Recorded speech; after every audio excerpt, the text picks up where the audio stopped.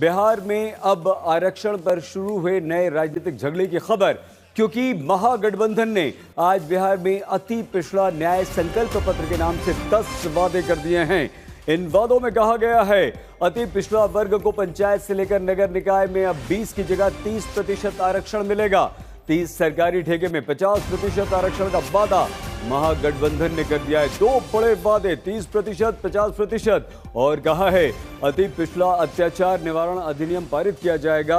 और इसके बाद बीजेपी ने इस विपक्ष के इस वादे को ढकोसला बताया, कहा कि जो कांग्रेस ओबीसी आयोग नहीं बना पाई वो आरक्षण का झूठा वादा करती है। मैंने हाइड्रोजन बॉम्ब की बात करी है, वो आएगा, ठहर जाइए, वो आ रहा है, वो आएगा। और फिर आपको बीजेपी की जो सच्चाई है, जो इन्होंने पूरे देश में किया है, बिहार में करने की कोशिश कर रहे थे और बिहार के युवा ने इनको रोक दिया है, उसकी सच्चाई आप सबको पता लग जाएगा। हाथ में संविधान लेकर बीजेपी के खिलाफ हाइड्रोजन बम फोड़ने की बात फिर से राहुल गांधी ने कही, लेकिन इसमें नया यह है कि राहुल गांधी ये बात पटना में तब कह रहे हैं जब आजादी के बाद पहली बार बिहार में कांग्रेस वर्किंग कमेटी की बैठक होती है। 1940 के बाद पहली बार कांग्रेस कार्य समिति की बैठक बिहार आकर की गई। इस बैठक के बाद पूरा इंडिया गठबंधन अति पिछड़ा न्याय संकल्प पत्र को लेकर एक मंच पर आया और जोर इस बात पर दिया गया कि अति पिछड़ा अत्याचार निवारण अधिनियम पारित करेंगे अगर सत्ता में आएंगे। अति पिछड़ा वर्ग के लिए पंचायत और नगर निकाय में 20% रिजर्वेशन को बढ़ाकर 30% कर देंगे। आबादी के अनुपात में आरक्षण की 50% की सीमा को बढ़ाने के लिए बिहार से पास कानून को संविधान की 9वीं अनुसूची में शामिल करने के लिए केंद्र सरकार को भेजेंगे।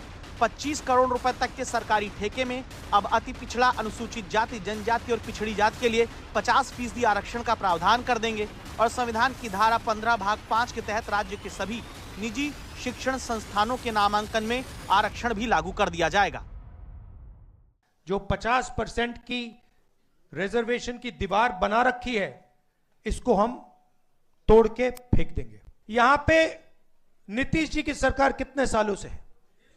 20 सालों से है। मुझे आप बताइए, ये उन्होंने क्यों नहीं किया? ये क्यों नहीं किया उन्होंने? हम आपके साथ बैठे, मीटिंगें की, आपने बताया कि भैया ये करना है, हमने कर दिया।